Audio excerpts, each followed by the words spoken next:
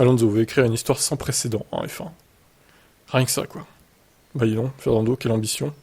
J'ai reçu un coup de téléphone de Laurence me demandant si j'étais déjà engagé avec Alpine. Raconte Alonso dans une interview au New York Times. J'ai répondu que c'était pas le cas. Mes discussions avec Alpine étaient assez avancées, mais j'avais rien sur le papier. Il m'a dit que s'il m'envoyait quelque chose sur le papier dans la journée, j'en tiendrais compte. Il l'a envoyé, j'étais satisfait. Et comme je n'avais rien de l'autre côté, la décision était facile à prendre. Tout est allé plus vite grâce à nos relations depuis des années. Ah. Absent de la F1 2019 et 2020 pour avoir quitté un projet McLaren qui n'avait jamais comblé ses attentes, Alonso a retrouvé la discipline avec la ferme intention de conclure sa carrière sur une bonne note. Quand j'ai arrêté fin 2018, c'était au plus bas. Je ne voulais pas de ça parce que mes performances et ma compétitivité étaient plus élevées que jamais à l'époque.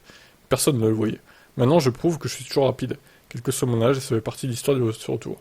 Gagner mon 33e Grand Prix ou me battre pour le titre rendrait cette histoire encore plus folle.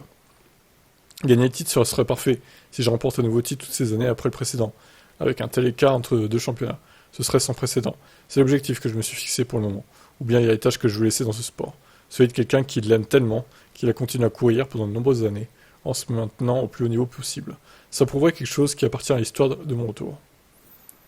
Je suis conscient de mon âge. Je sais que je ne serai pas là pour les 10 prochaines années. Alors peut-être que lorsque j'arrêterai de courir, je serai lié à l'équipe d'une manière ou d'une autre. Je veux fonder une famille. C'est le plus grand rêve de ma vie. J'y suis pas encore parvenu à cause de mon mode de vie.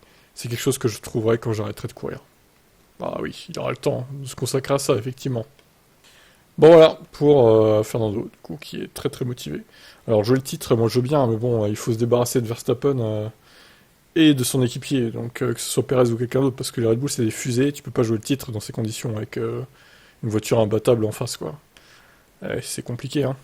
Après, il a toujours le niveau, ça c'est sûr, hein. Bon, combien de temps il sera encore en F1, Fernando, on verra. Allez, ciao.